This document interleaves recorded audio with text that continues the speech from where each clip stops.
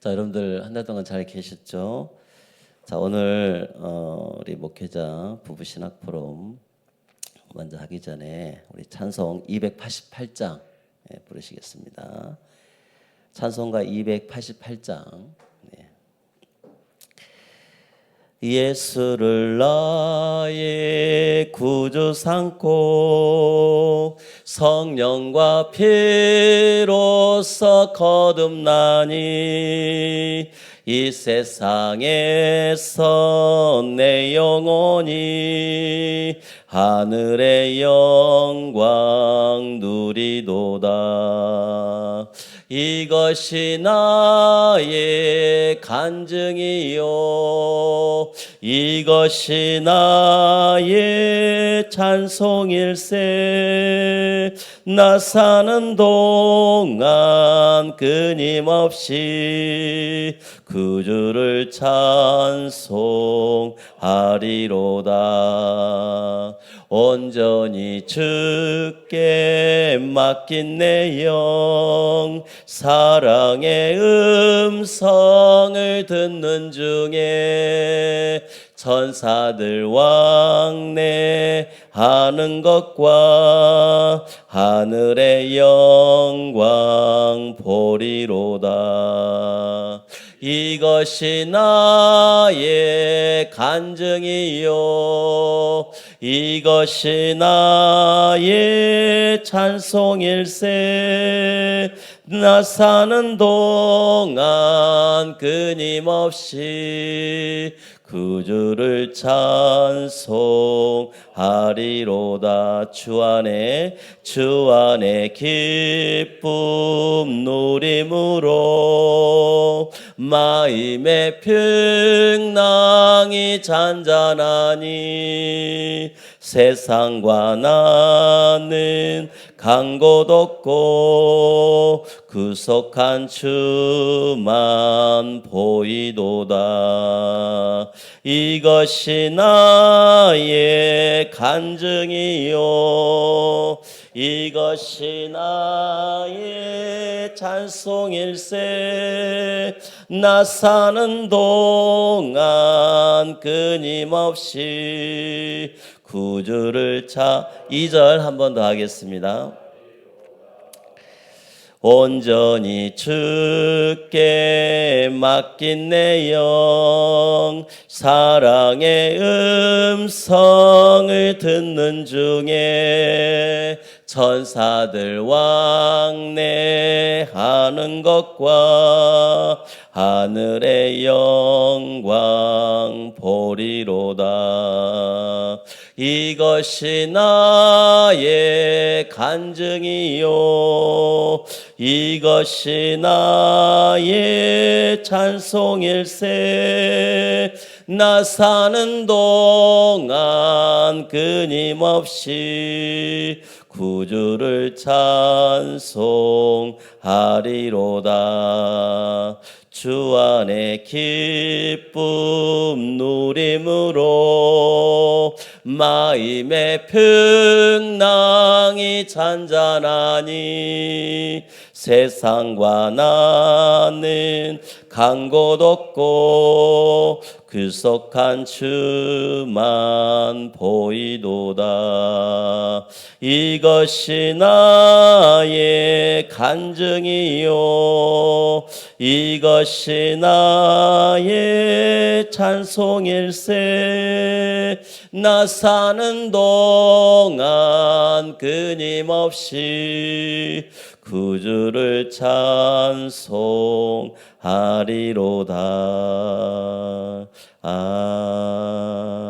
아멘. 지난번 우리 워크숍 때 그 무더위 속에서도 그 여러분의 그 많은 또 협조 또 해서 워크숍을 잘 은혜 가운데 다녀왔습니다. 많은 또 은혜를 받고 서로 온네스도 되어지고 이렇게 했는데 또 금방 또 이렇게 모임을 또 갖게 됐습니다. 오늘 끝나고 나면 그 전남로의 예전도에서 점심시간에 일교회 식당에서 식사가 준비되어 있습니다. 한 20명 이상 이렇게 준비되어 있다는데 그 여전도의 회장님이 그런 말을 하더라고요. 이제 임원들이 이제 없다. 이제 이번에 임원들하고 같이 한꺼번에 할 수 있는 것은 이번이 마지막인 것 같다. 놀 사람이 없대요, 낮에. 그래서 오늘 임원들 데리고 같이 마지막으로 노예 그 우리 목사님들 한번 섬길 수 있는 기회를 주시라고 이렇게 말씀 부탁을 하시더라고요. 그래서 되도록이면 식사 빠지지 말고 또 여러분들 그 마음 받아주시고 같이 식사를 좀 동참해 주시고 맛있게 해주셨으면 좋겠습니다. 자, 우리 시간에 우리 합심하여 기도할 우리 같이 제가 기도하겠습니다. 오늘 시간에 우리 서기 목사님 좀 늦으시는데 말씀을 우리가 들을 때 또 여러 가지 꼭 신학뿐만 아니라 목회 전반적인 것들을 이렇게 다 다루신 것 같아요. 그래서 여러분들이 좀 마음을 더 활짝 열고 또 오늘 말씀 전하시는 우리 나영 박사님 또 우리 건강을 위해서 같이 기도해 주셨으면 좋겠습니다. 제가 대표 기도하고 바로 나오셔서 말씀 듣겠습니다. 하나님 아버지 감사합니다. 오늘도 하나님께서 우리 나영아 우리 목사님 함께하여 주시고 또 우리 전남로의 우리 부부 신학 포럼으로 또 함께하게 하심을 감사합니다. 하나님 이 시간 저희들이 정말 목회와 또 신학에 대해서 또 여러 가지 부분에 대해서 접할 때 성령께서 강론하여 주시고 또 이 성령의 충만함을 주시고 또 말씀으로 저희들이 깨닫는 귀한 복된 시간이 되도록 인도하여 주옵소서. 우리 전남로에 이제 노예를 앞두고 또 많은 분장 가운데 있습니다. 하나님께서 우리 노회장님과 또 우리 모든 또 노예 임원들 또 우리 모든 사랑하는 목회자들과 교회들이 전 노예를 위해서 기도하게 하시고 또 총회를 위해서 기도하는 또 귀한 시간들이 되게 하여 주옵소서. 감사드리며 예수 그리스도의 이름으로 기도합니다. 아멘. 목사님 나오셔서 자 우리 말씀 주시겠습니다.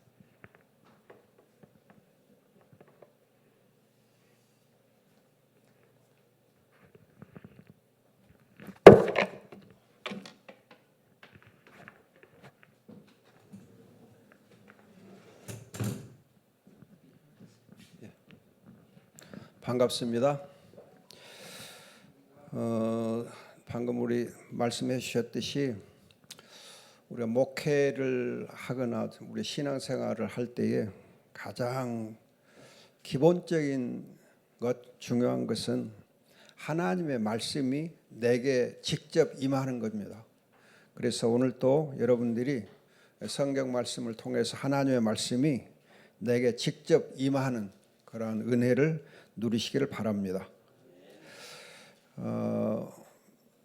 내가 처음 이제 예수를 믿고 신앙에 조금 성장하려고 할 때에 대학교 아마 3학년 가을 학기쯤 됐는데 예수 믿은 지 한 1년쯤 됐을 때인데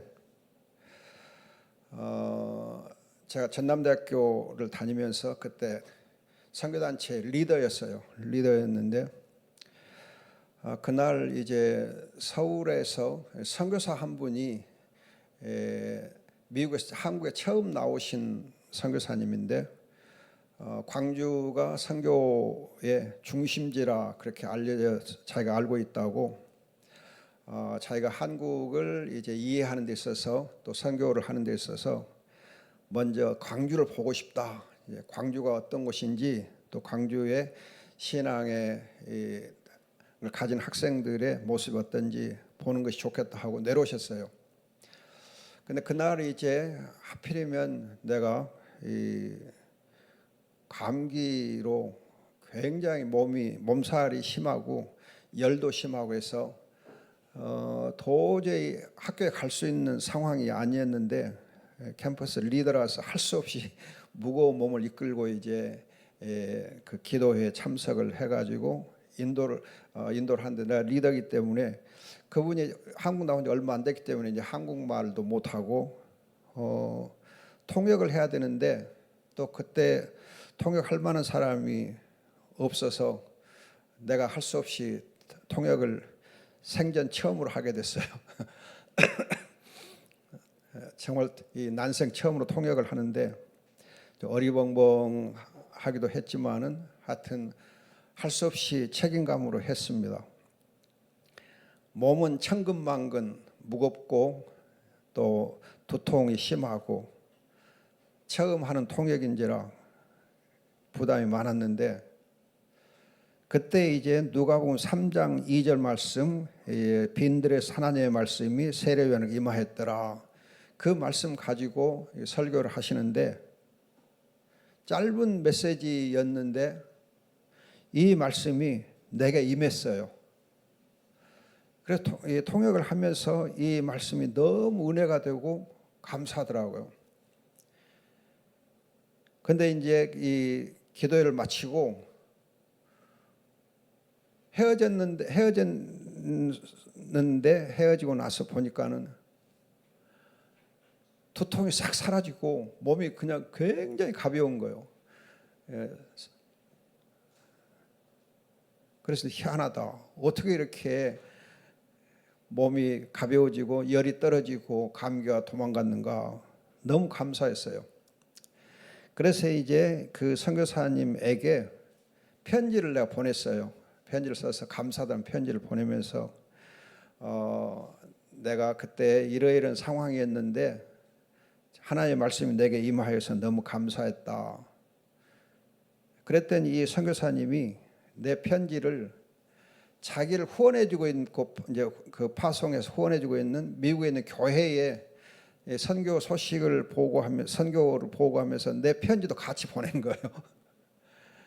그러니까 교회에서는 선교사님 보고서와 함께 내 편지를 게시판에 붙여놓은 거예요. 그러니까 성도들이 읽지 않겠어요.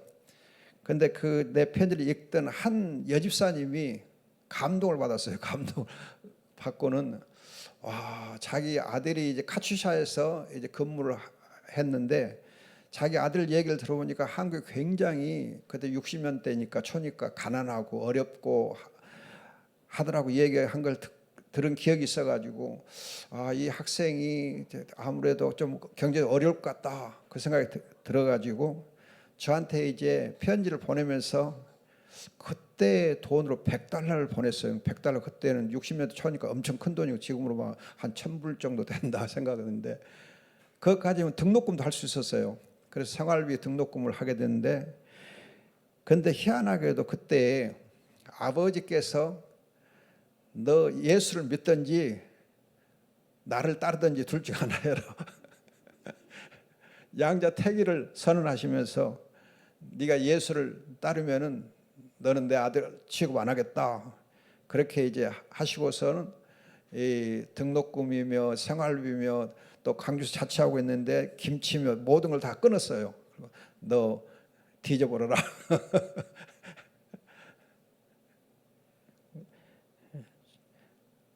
그런데 이제 바로 그 똑같은 날이에요. 그 이제 아버지가 절연을 선언한 그 날에 그 이제 미국의 교회에 있는 예집사님 저한테 편지를 보낸 거예요. 똑같은 날짜에.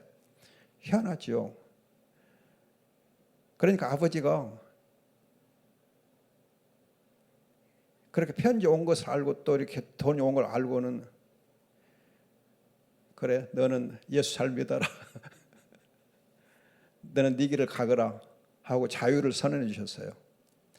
그런데 이제 그때 하나님 말씀이 임하고 나서 그렇게 아버지께서 신앙의 자유를 이렇게 허락해 주시고 그러면서 이제 하나님의 말씀이 임하니까 내 길이 막 열리더라고. 길이 열려요.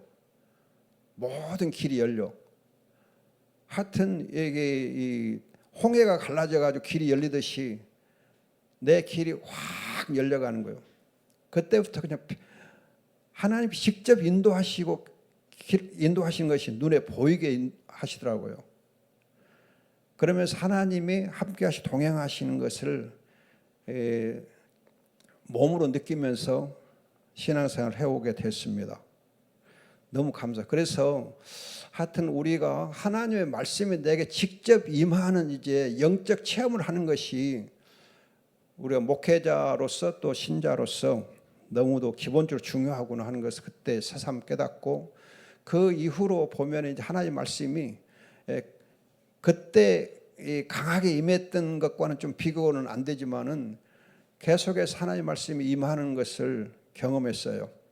그런데 하나님의 말씀이 임하게 되면은 정말 이렇게 마음이 기쁘고 감사하고 또 그냥 이렇게 몸에 공기 붕 뜨는 것처럼 그런 이제 느낌을 받으면서 지내오고 여기까지 온 것 같습니다.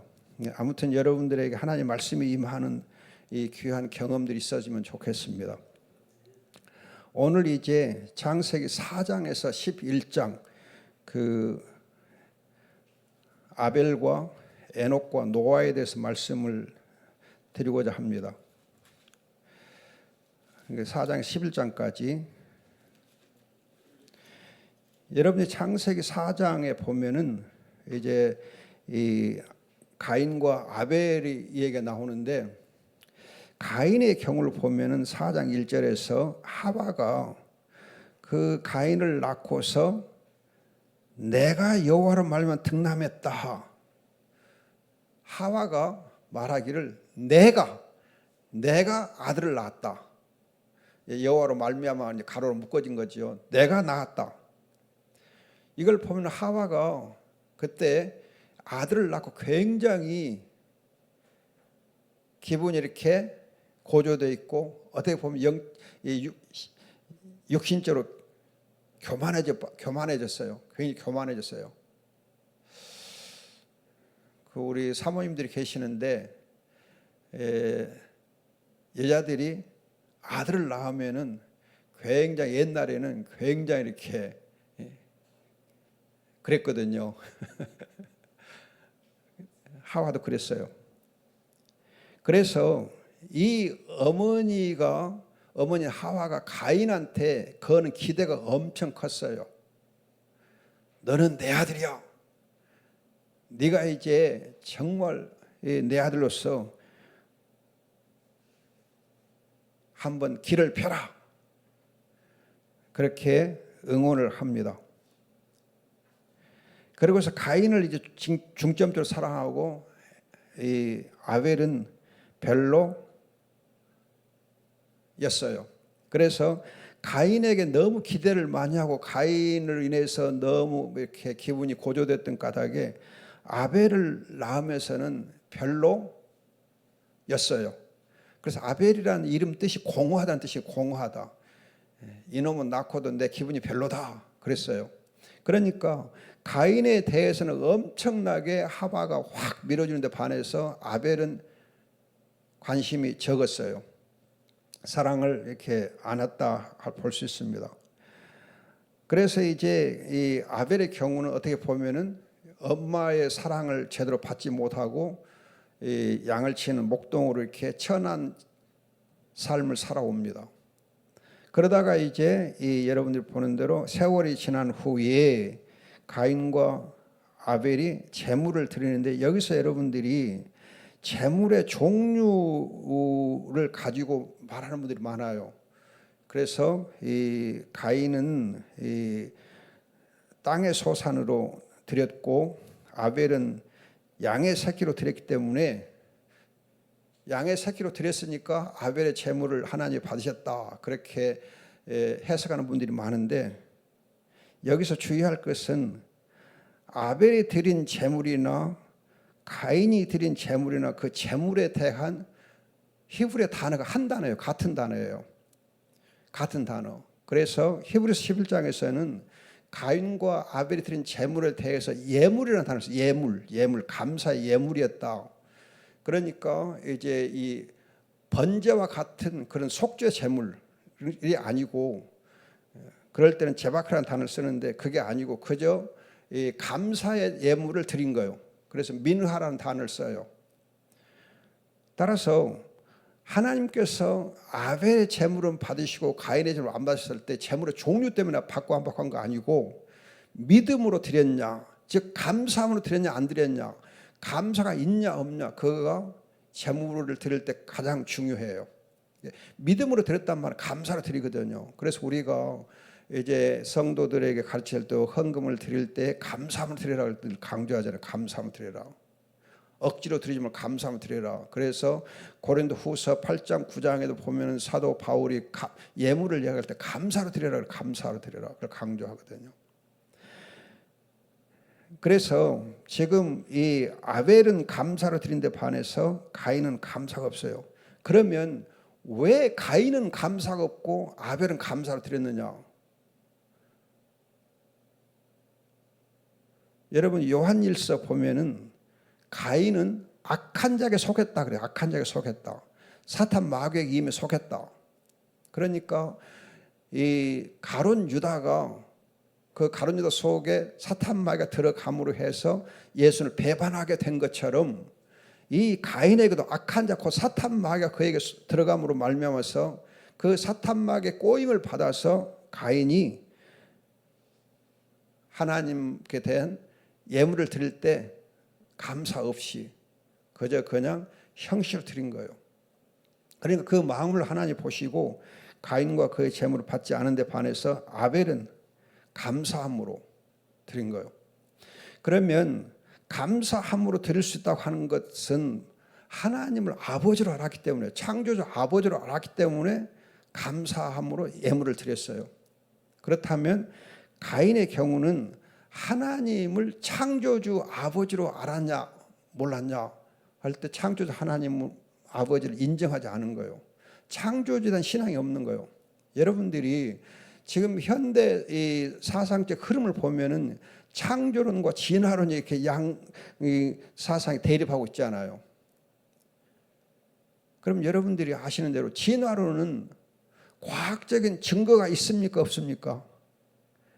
진화론은 과학적 증거가 있어요? 없어요? 없어요. 그럼 찰스 다윈이 진화론을 주장했잖아요. 그럼 찰스 다윈이 진화론을 자기가 주장한 진화론을 과학적 진리라고 믿었어요? 안 믿었어요? 안 믿었어요. 자기도 안 믿었어요. 그런데 이제 자기가 이 이론을 한번 내놓고 그것이 이제 어떤 영향을 반응을 가져오는가 궁금해 갖고 발표한 것뿐이요. 자기도 안 믿었어요. 그런데 후대에 과학자란 사람들이 진화를 통해서 창조론을 반대하고 싶었고 성경을 반대하고 싶고 하나님을 반대하고 싶은 사람들이, 인본주의적인 사람들이 하나님을 반대할 수 있는 명분으로, 이론으로 진화를 내세운 거예요. 진화는 과학적인 증거가 있어서가 아니고, 여러분 역사상 과학적으로 진화론에 대한 증거를 하나도 증거를 이렇게 찾아서 낸 것이 없어요. 진화론에 대한 증거는 아무것도 없어요. 창조론에 대한 증거는 어마어마하게 많은데 반해서 진화론의 증거는 하나도 없어요. 과학자들 그걸 인정해요. 그러면서도 우기는 거예요. 이걸 보면은 정말 이 인본주의적인 사람들, 즉 하나님의 진리를 알지 못하고 하나님을 알지 못하는 사람들은 거짓에 아베에게 속아 살아. 거짓을 이렇게 항상 진리라고 주장하거든요. 거짓을. 그래서 여러분 요한복음 8장 있는 대로 마귀는 거짓의 아비다. 너희는 거짓의 아비에게 속한 자리다 그러지 않아요. 여러분 정말 이렇게 성경에 어긋나는 모든 사상들은 다 틀린 거예요. 과학적으로 맞지 않아요. 사실이 아니에요. 아무튼 이 아벨은 창조주 아버지 하나님을 믿는 데 반해서 가인은 창조주 하나님을 믿지 않았어요. 여러분 이 창조주를 알지 못하는 진화론의 경우 가장 위험한 것이 뭐냐면은, 진화론은 불교가 진화론 중에 하나거든요. 창조를 믿지 않으니까. 그래서 불교의 사상들을 받아들이는 사람을 보면은 인간은 자연의 일부다 그래요. 자연의 일부. 자연의 한 부분이에요. 자연과 인간을 동일시해. 그래서 흙으로 와서 흙으로 돌아간다는 성경 말씀도 있지만은 인간은 자연으로 돌아간다. 자연에서 자연으로 돌아간다. 자연과, 그래서 신토불이 자연과 인간 하나다 그렇게 보거든요. 그러나 이제 성경은 자연을 만드신 하나님께서, 시간과 공간 만물을 만든 하나님께서 그 만물을 다스리라고 인간을 하나님의 형상으로 만드시잖아요. 그래서 인간은 자연의 일부가 아니고 하나님의 형상 곧 자연을 다스리는 왕 같은 존재로 하나님 만드신 권세를 주셔서 만드셨어요. 인간은 자연의 일부가 아니에요. 자연을 관리하고 다스리는 하나님의 청직으로 만드신 거, 하나님의 형상으로 만드신 거예요. 자연과 전혀 달라. 여러분, 자연은 하나님의 형상이 아니에요. 그러나 인간만 하나님의 형상이에요. 하나님의 형상을 만드시고 왕 같은 존재로 만드셔서 자연을 다스리게 한 거거든요. 그러니까 이렇게 진화론자들은 인간을 자연의 일부로 봐. 거기에 반해서 창조론은 자연을 다스리는 청직으로 인간을 보거든요. 전혀 달라요. 하나님의 형상으로 만들어졌다. 왕 같은 존재로 만드셨다. 그래서 이 창조론의 경우는 인간의 존재 가치를 굉장히 높게 평가해요. 천지를 다스릴 수 있는 권세가 있는 존재로 이해하거든요. 거기에 반해서 진화론은 자연의 일부로 보기 때문에 인간의 존재를 허무하게 봐. 아무것도 아닌 걸 봐. 물론 우리가 하나님의 비교에 보면은, 창조도 하나의 비교에 보면은 피조물에 불과하지만은, 그러나 하나님 보시기에 가장 존귀한 자요. 하나님 기쁨이, 하나님 자랑이 우리 인간이거든요. 그래서 창조론의 입장에서, 즉 하나님 아버지의 입장에서 우리 인간을 보면 하나님의 기쁨이, 하나님의 자랑이, 하나님의 작품이요. 그렇기 때문에 우리 인간이 엄청나게 존귀한 거예요. 그래서 하나님 보시기에 존귀한 자들, 존귀한 자. 우리는 존귀한 자요. 거기에 반해서 진화론자들은 인간은 그렇고 그래, 별거 없어, 다. 그런데 여러분들이 전도서를 잘못 오해해가지고 인간의 존재는 뭐 안개와 같고 어쩌고저쩌고 그렇게 오해를 하는데, 그건 이제 영혼의 비교에 볼 때, 시간적으로 70 아니면 80밖에 안 되는 인간이 수명이 짧다. 그렇기 때문에 수명이 짧은 시간에 영원하신 하나님을 기억하라. 그런 의미에서 전도서가 인간에서 얘기한 거지, 인간이 쓸모없다 그거 아니거든요. 그래서 전도서의 핵심은 창조주 하나님을 기억하라. 그 하나님을 사랑하고 하나님을 잘 이렇게 섬겨라 그거거든요. 그래서 여러분들 중에 보면은, 가끔 보면은 인본주의의 영향을 받아가지고 전도서에 비추어가지고 인간의 존재에 대해서 굉장히 부정적으로 평가하는 경우가 많아요. 그렇게 또 말씀하는 경우가 있는데, 그건 성경적이 아니요. 주의하셔야 돼요. 우리가 죄를 범해가지고 죄인 되었을 때에, 죄인이기 때문에 하나님 보시기에 괘씸하긴 하지요. 그러나 괘씸해도 하나님의 자녀예요. 하나님의 형상이에요. 그래서 여러분들이 죄를 범하고 타락한 존재도, 타락한 우리 인간도 타락 후에도 하나님의 형상으로 그대로 존재해요. 그래서 여러분들이 하나님의 형상 교리를 공부하실 때 타락 이전과 타락 이후에 이제 많은 이제 그 부패한 것은 있지만 여전히 하나님의 형상으로 우리가 이해하거든요. 그래서 하나님의 형상인 인간을 살인하면 하나님의 형상을 살인하고 하나님을 대적하는 것이 되기 때문에 살인죄가 큰 중벌로 다스리게 되는 거예요.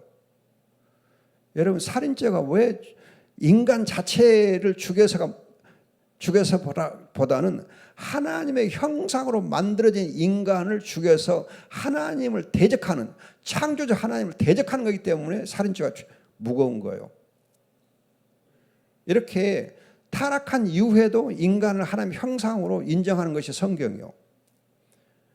그런데 반해서 진화론자들의 경우는 인간은 허무하다, 쓸모없다, 뭐 자연의 일부로 뭐 이렇게 좀 굉장히 무가치하게 생각하거든요. 별거 없다. 그러니까 그냥 적당히 살다가 죽어라. 그런 식이요. 여러분들이 불교의 그 뭐 유명하다는 뭐 스님들의 말을 보면요, 야, 산은 산이고 물은 물이고 그런 거야. 그런 식이에요. 그래서 그냥 살다가 죽어. 제가 왜 이 얘기를 이렇게 강조하느냐 하면요, 저한테 매일 이렇게 문자로 인사를 보내오는 이 목사가 이제 젊은 목사가 하나 있어요. 근데 이 친구는 참 똑똑한 것 같은데 불교 스님들의 말을 항상 성경처럼 귀하게 여겨. 그리고 그걸 저한테 전해와요. 그럼 이 친구야 참 답답하다. 네가 목사 맞냐? 그렇게 해도 소용없어. 그렇게 거기에 속 빠져 있더라고.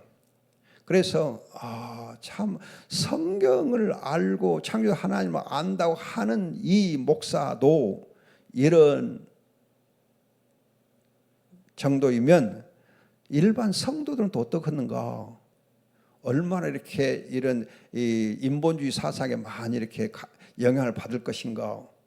그래서 정말 우리가 이제 교회에서 성경적으로 창조론을 정말 강조해야 돼요. 또 잘 가르쳐야 돼요. 왜냐하면 이 학교에서는 그냥 창조론은 아예 가르치지 않고 전부 진화론만 가르치잖아요.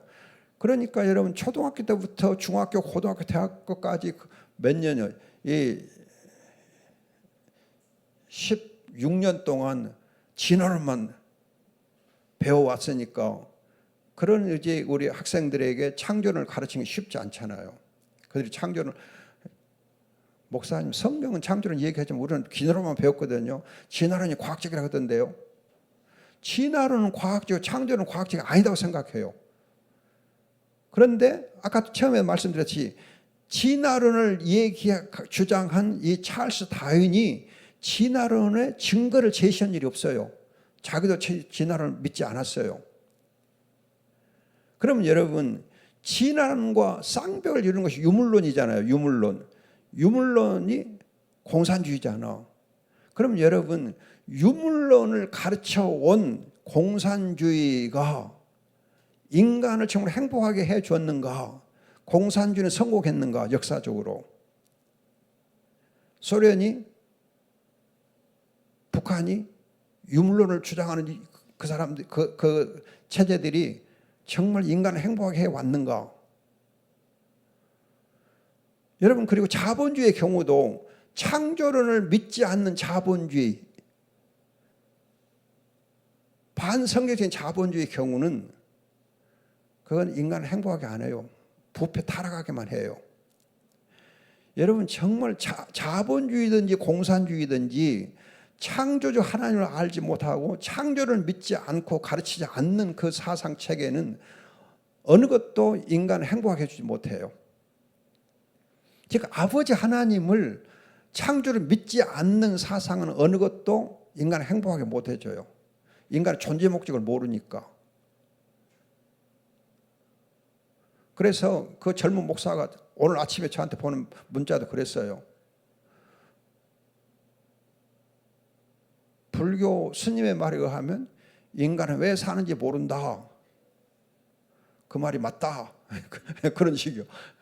그래서 내가 답을 해줬어요. 야 이놈아, 웨스트민스터 신앙 고백서 대소리 문답 제1문답이 뭐예요 이놈아? 너는 그것도 모르냐? 그것도 까먹었냐? 아니 인생의 제일 된 목적에 대해서 웨스트민스터 신앙 고백서 대소리 문답이 제일 먼저 가르치는데, 즉 인간이 왜 사느냐를 먼저 얘기해 줬는데, 하나님 영광을 산다 그렇게 분명히 얘기해 줬는데 성경 안 가르쳤다고? 배운 바 없다고? 그렇다니까. 여러분 우리가 정말 이걸 보면 세상의 여러 가지 사상들은 아무리 유명한 것 같고 대단한 것 같고 해도 여러분 인생의 제일 되는 목적, 우리 웨스트민스터 신앙 고백서 대소리문답 제1문답만 딱 가지고 대답을 해도 끝나. 우리가 거듭 말했습니다. 대소리문답 제1문답 인생의 제일 목적이 무엇이냐 그것만 분명히 붙잡으면 모든 사상을 다 이겨낼 수 있어요. 왜? 인본주의에는 하나님의 영광을 위해 사는 그 인생의 목적이 없으니까. 그래서 우리는 목적 없이 살아. 그냥 왔다 그냥 가는 거요. 쓰레기 같아. 버려진 존재 같아. 그래서 여러분 이 20세기 초, 19세기 말 20세기 초 실존주의 철학자라는 그 작자들이 한 얘기들 보면 인생 공허해, 인생은 허무해, 인생은 절망. 그래서 허무주의가 나온 거거든요. 그래서 여러분 허무주의에 빠지니까 허무하다 그러니까 사르트르인가 뭐 그 작자가 자기도 자살하잖아요. 여러분 인본주의는 자살로 끝내. 왜?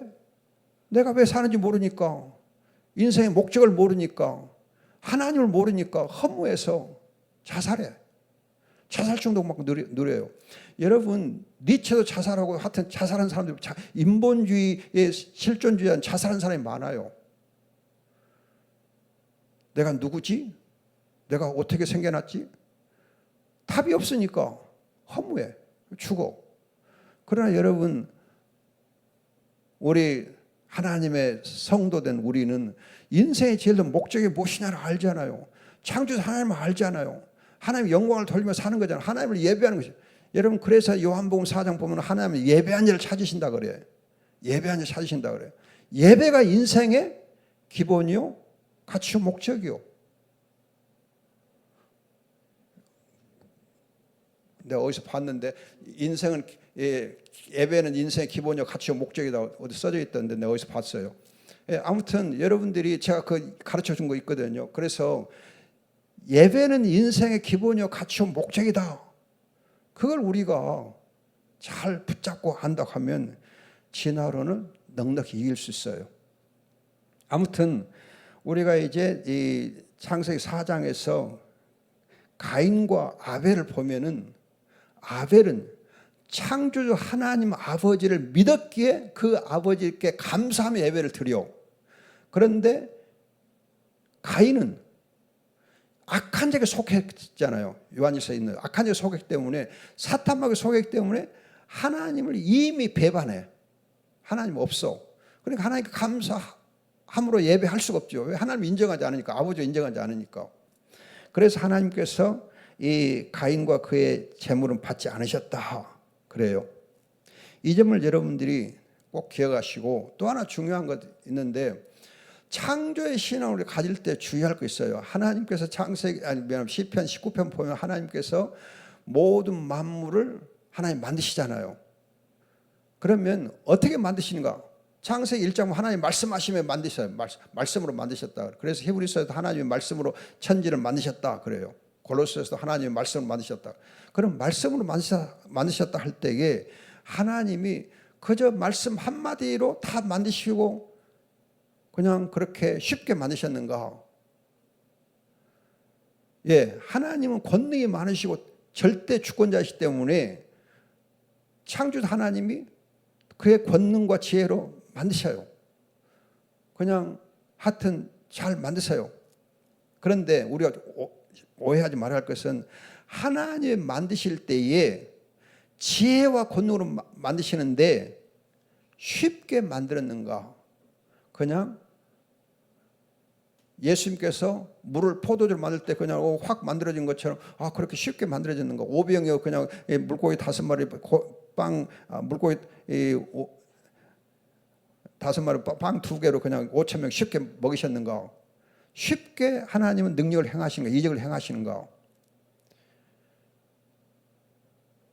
여러분들이 자녀를 생산할 때에, 특히 우리 사모님들 자녀 생산할 때 그냥 쉽게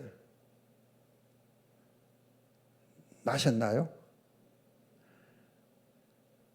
그냥 웃으면서 그냥 쉽게 그냥 즐겁게 그냥 싹 나셨나요? 가볍게 나셨나요?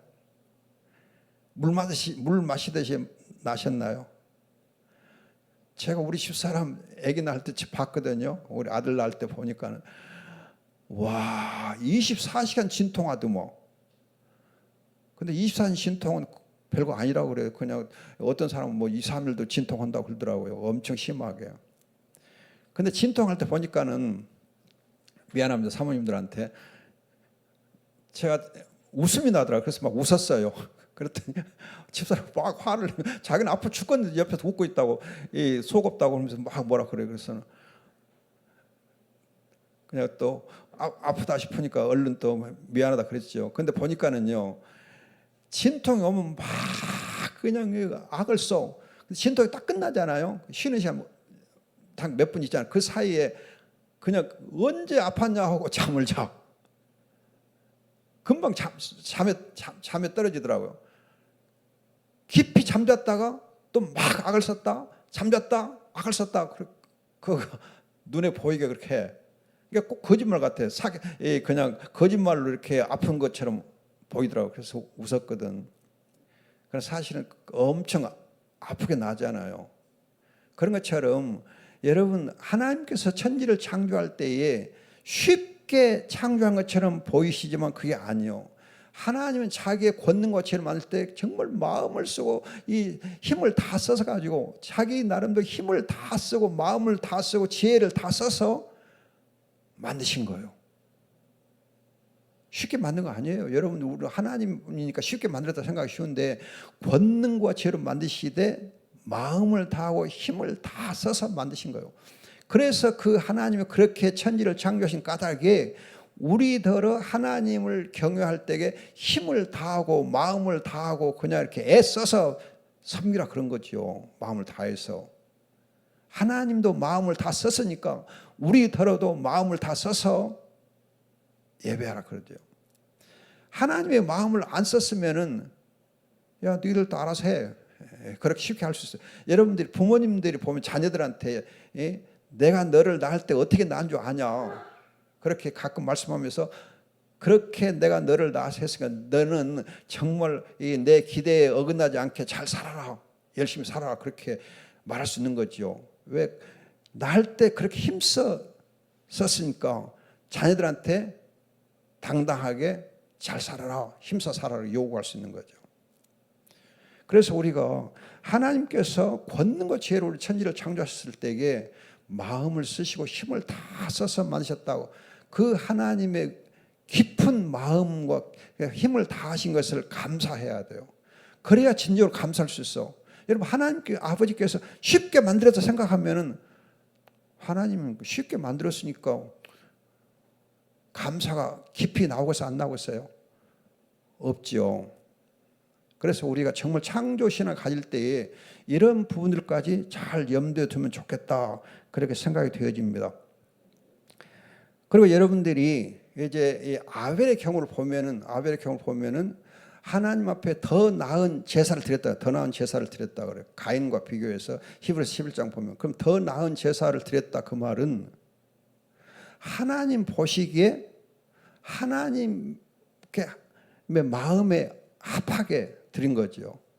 하나님의 마음을 알고 하나님께 드리는 예물이 더 나은 예물이에요. 즉 감사가 있는 예물이 더 나은 예물인데 항상 우리가 그래서 처음에도 말씀드렸듯이 예물을 드릴 때 감사함으로 드리는 것이 중요하다.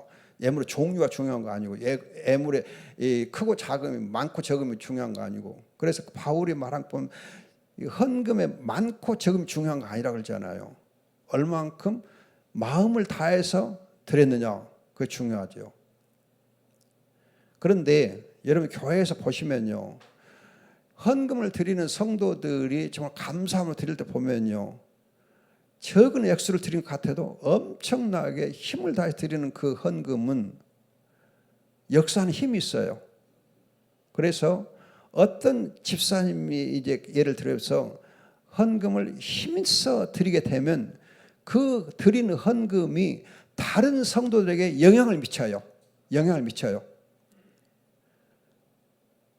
그 성도가 헌금할 때에 자랑하고 헌금한 거 아니거든요.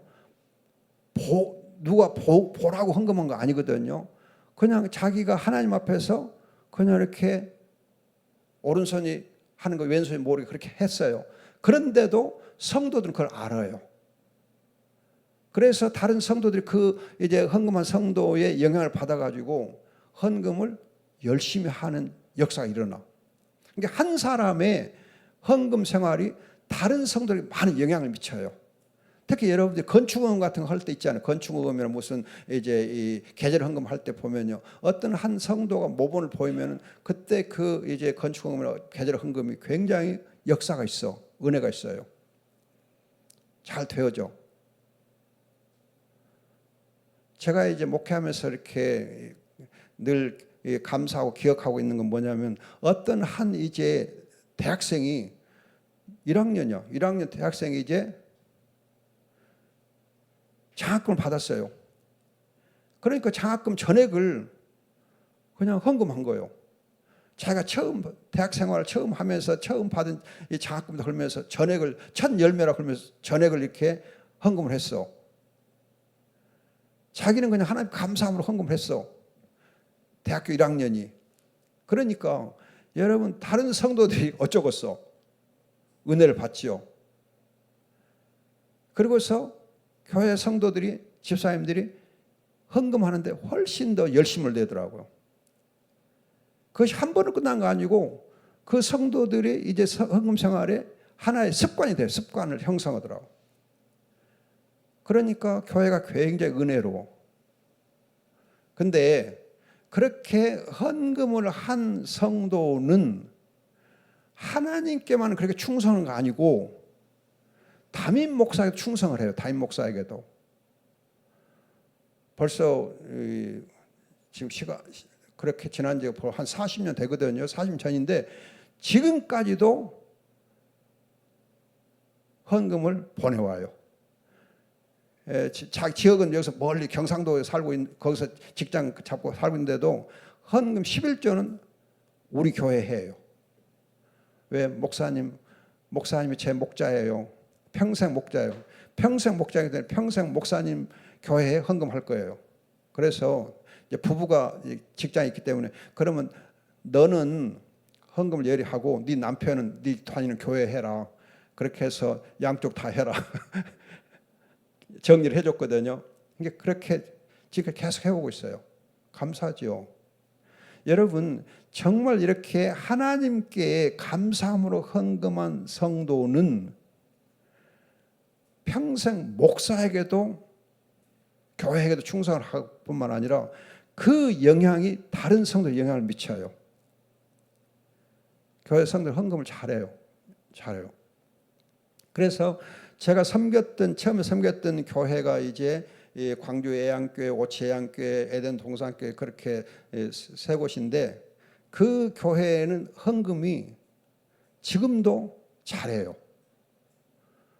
목사와 관계없이 지금도 잘해.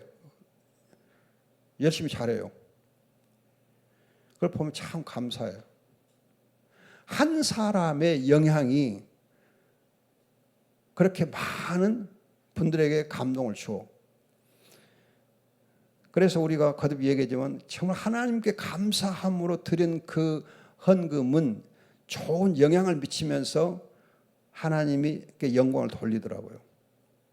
그래서 여러분들이 정말 이 성도 한 사람 한 사람을 잘 이렇게 케어하고 섬기되 특별히 많은 성도들 중에서도 그러잖아요. 마음이 통하는 성도가 있잖아요. 마음이 통하는 성도가. 마음이 서로 맞는 성도가 있어요. 그러면 티가 안 나게 잘 관리하셔야 돼. 티가 안 나게 사랑해주고 관리해줘서 1대1로 깊은 이제 교제를 또 해야 돼요. 편해야 한다 생각하지 마시고 편해하는 거 아니고 여러분들이 정말 마음에 맞는 성도 한 사람과 잘 이렇게 교제를 하면 그것이 목회하는 데 굉장히 힘이 돼.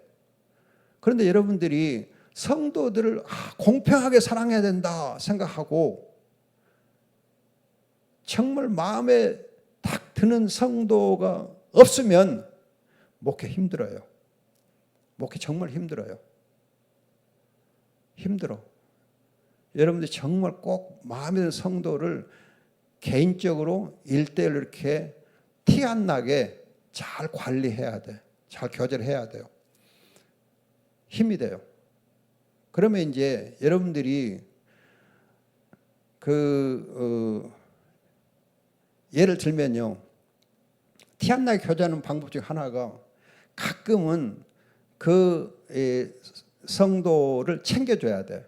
그래서 생일을 챙겨준다든지 결혼 기념을 챙겨준다든지 아니면 애들이 뭐 어떻게 있을 때 챙겨준다든지 해가지고 그렇게 관심을 각별하게 표현해줘야 돼. 사랑은 표현이 돼야 돼. 그냥 마음으로만 해갖고 안 돼요. 여러분 그 부부간에 보면은 이제 남편들이 좀 무심하고 무뚝뚝한 남편들이 있잖아요. 그럼 자기 아내를 정말 사랑하고 존경하고 귀하게 여기면서도 사랑한다는 말을 한 번도 안 한 사람이 있어, 평생에. 여보 수고했어, 그 말 한마디도 안 해. 아내는 그 말을 기다리고 기다리는데 죽을 때까지 안 해. 죽을 때서 한 사람도 있긴 있더라고요. 그건 정말 그러면 안 돼. 여러분들은 정말 여자는 남자가 사랑해 준다는 말 듣는 것이 그렇게도 행복해. 선물보다도 더 중요해. 여러분 선물 주는 것보다도 사랑한다는 말 한마디가 더 중요해. 그런 것처럼 우리가 성도들을 대할 때도 1대1로 특별하게 사랑을 표시해 줘야 돼요. 그래서 생일을 챙겨주든지 아니면 따로 이렇게 식사를 같이 하든지 해서 정말 이렇게 잘 관리를 해서 섬겨줘야 돼. 그러면은 그 성도의 경우도 목사님을 따로도 챙겨줘요. 따로 챙겨줘. 그럼 여러분 목사님을 따로 챙겨주는 성도에 대해 부담을 느끼면 안 돼요. 그러면 안 된다고. 그렇게 하면 안 돼. 그럼 사랑은 주는 건데, 주고 받는 건데 줄 수 없게 만들어 버리잖아요. 사랑을 표현하고 싶은데 사랑 표현을 그러면 안 되죠. 그냥 이렇게 이 목사님이 굉장히 경건하고 그냥 이렇게 하여튼 목사님답게 한다 생각하고 안 받아주지 않아? 그러면 안 돼. 사랑은 받아줘야 돼요. 받아줘야 돼. 그래서 표현해주면 감사합니다 그렇게 받아줘야 돼. 그리고 이제 너무 이제 좀 과분하게 되어 있으면은 그걸 여러분들이 잘 조절해서 그걸 이제 다른 사람에게 또 나눠주든지 해가지고 해야지. 안 받는 건 안 좋아요. 받고 받아가지고 그걸 잘 사용해야 돼요. 그것이 훨씬 중요해요. 아무튼 지금 제가 말씀드리는 것은 여러분 목회하실 때에 성도들 중에서 마음이 맞는 사람이 있어야 돼요. 마음이 통하는 사람이 있어야 돼요. 그 사람과 기도하고 교제하는 가운데서 목회할 때 훨씬 목회가 더 쉬워요. 그냥 모든 성도를 동일하게 사랑한다 해가지고 마음에 드는 성도, 마음을 나누는 성도 하나도 없이 목회하는 것은 너무 힘들어요. 저는 그걸 편애라 생각 안 해요. 그냥 사랑해 주는 거예요. 그래서 하나님도 가인보다 아벨을 사랑했거든. 가인보다 아벨을 사랑하죠. 예수님도 요한을 더 사랑했거든요. 제자들 중에 요한을 사랑하고 베드로를 또 특별히 택해서 세우시고 이런 부분들을 여러분들이 좀 주의했으면 좋겠다 싶습니다.